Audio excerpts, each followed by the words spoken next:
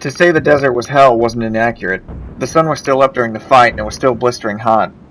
But by nightfall, the desert would take a turn for the worse, and a freezing cold would settle in.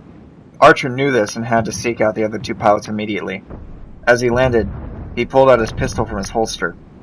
None of them could have landed any further, right? What he wasn't aware of was how many pilots bailed out. Both IUN and Belkin.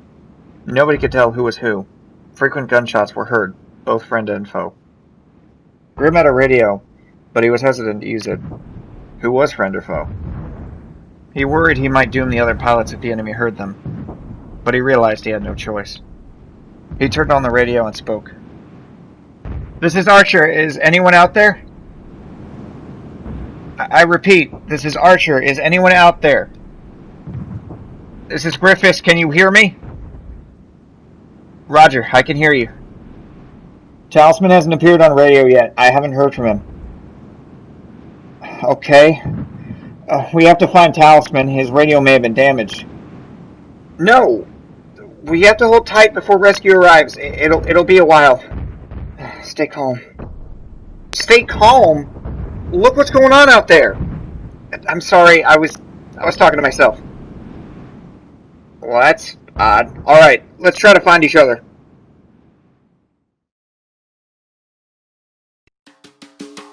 Cypher and Pixie walked out of the briefing room. As they continued down the hall to their rooms, Pixie looked over his shoulder to make sure no one was following. Once he knew they were alone, he asked Cypher, "Why did you let those F-14s go? You wouldn't answer during the battle, but I can grill you now." "Why do you care so much about that?" "Don't deflect, you can't get away from it that easily now." "Yeah, it's not like you to let your prey get away." "Ugh, fine. Did you see the odd-looking F-14X? "Yes." "That pilot is paralyzed and is progressively getting worse. In order to fly with her team, she's using an experimental system called Coffin. It's my understanding that she can't bail out. Even if she could, it's not like she could go anywhere. It's pretty interesting, actually. The plane follows commands straight from her brain." "Oh, I get it now." "What, that I'm actually a nice guy?" "No, that you go easy on the ladies." Both chuckled at the remark. With a smirk, Cypher responded, "You think you're funny, don't you? Well, I didn't take it easy on Marcella." "Who?" Spotted too." "Oh, yeah. Well, touche." The duo had another good laugh. Both felt for just a moment they were back in the good old days. No tension, no fighting, just friends joking around. They arrived at their rooms, which were across from each other, and they opened their respective doors. They both stopped before going in. "It's been a long day. I think it's time for some shut-eye." "I agree. I know you weren't too happy about shooting down your former colleagues, but what you did today was really incredible." "What we did, buddy?" "Thanks." "Good night, Pixie." "Larry." "What?" "We aren't in the air. You can call me Larry." "Right?" "Sean?" "I'm not calling you Larry, and you're definitely not calling me Sean." Cypher then walked in and shut the door without another word. Pixie chuckled to himself and went into his own room. Thoughts swirled in his head. They had a long road ahead of them. An all-out war was right around the corner. If it came down to them and Sheik's again, would Cypher have the strength to best them? Or would this new leaf he seems to be turning get both of them shot down? Cypher had his own thoughts. Pixie was right. He was soft on his former squadron. Letting Edge go was something he never would have done 30 years ago. He also thought about Trigger. The actions of 3 strikes led to a disorganized attack, giving Golem Team the advantage. He worried about what would happen if Mobius had time to plan a true strategy. His next thought gave him goosebumps, and he couldn't help but say it out loud. What if it came down to me and him? After Trigger was escorted out, Mobius treaded the conversation coming next. "Commander McClanahan, you're Sheik's 01, correct?" "Yes, sir. What do you need?" "I need you to go in detail. What the hell happened out there? It was you against Cypher and his squad mate. How did things spiral out?" "Trigger went ahead of us and immediately forced an engagement before I could communicate our plan of attack. This caused us to be disorganized in our fight, which Cypher took advantage of. I told him to disengage, but by then it was too late. It was too far. I should have ordered it sooner." AWACS Skykeeper noted the distance and time you ordered him to disengage. He had plenty of time to break off. What happened afterwards, and more importantly, why did Trigger disobey? When we got in, Trigger was stuck on the 6 and wouldn't break. In turn, I tried to have someone act as a lure, make him an easier shot. Between the disorganized squad and Cypher's skill, it failed.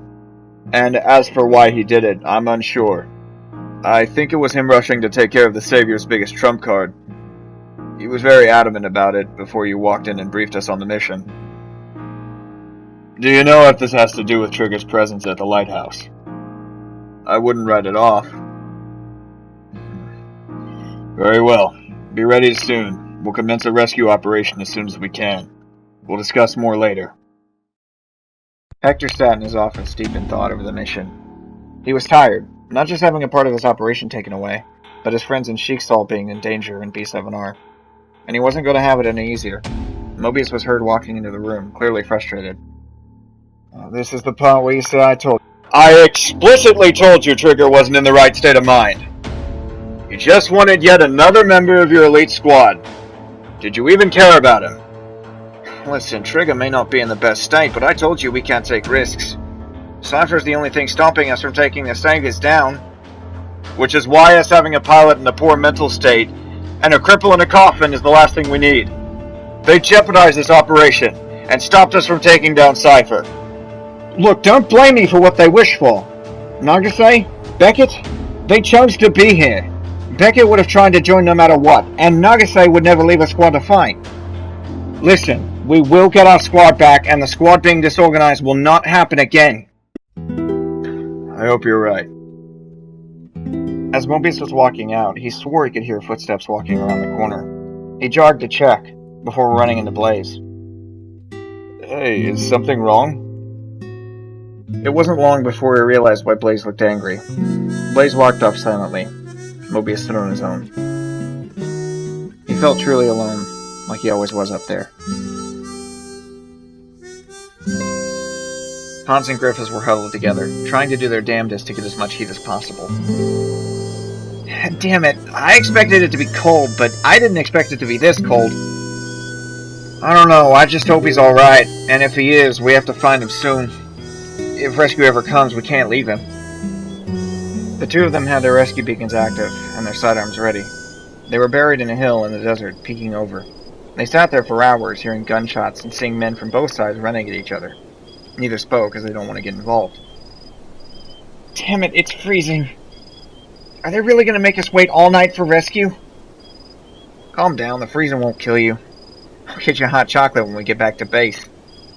You do that, I'll pay you back, I promise. Suddenly they heard shuffling in the sand.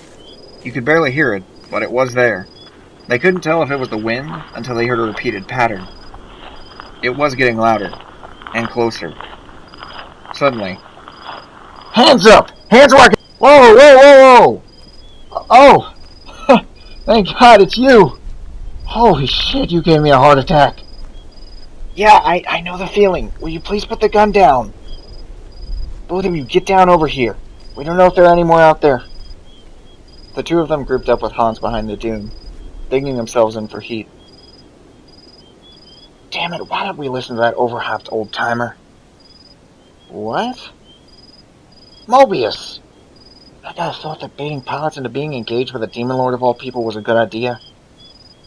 That maneuver was one he learned from a dogfight with another squadron back in the Evasion Continental War. A yellow squad, I think. Didn't he shoot them down? Why do a maneuver that didn't work? The three of us bailed out and we failed our mission because of that. We don't know that we failed. We may have had to retreat, but both sides suffered heavy casualties. The Mobius may have made a mistake, but this won't happen again. We won't be disorganized. And how do you know that? Either of the three of us could have been killed because of that mistake he made. Enough, both of you! We're in the middle of a war zone waiting for evac, and this is what you two do? Stay down, stay quiet, and save the bickering for the base. Right, sorry. A short silence fell between the trio, but Griffiths couldn't hold his tongue for very long. Aren't you upset? You're the one shot down by that ludicrous maneuver. I follow my flight leads. We happen to have the best pilots in the history of man flying with us. I had faith everyone would do their job. But they didn't. You seem more bothered by us bickering than by that. I specifically asked if the Cap Blaze be the one to cover me in that situation because I trust him. As far as I'm concerned, Mobius and Blaze were right because it could have worked. Why didn't it? That's not what's important right now. The only thing that matters is that we stay vigilant and stay alive. Come on, Hans, we both know it was that idiot Trigger. Griffith stopped when footsteps were heard. And there weren't just one pair. The three of them had their pistols drawn as they saw helmets pop up over the dunes.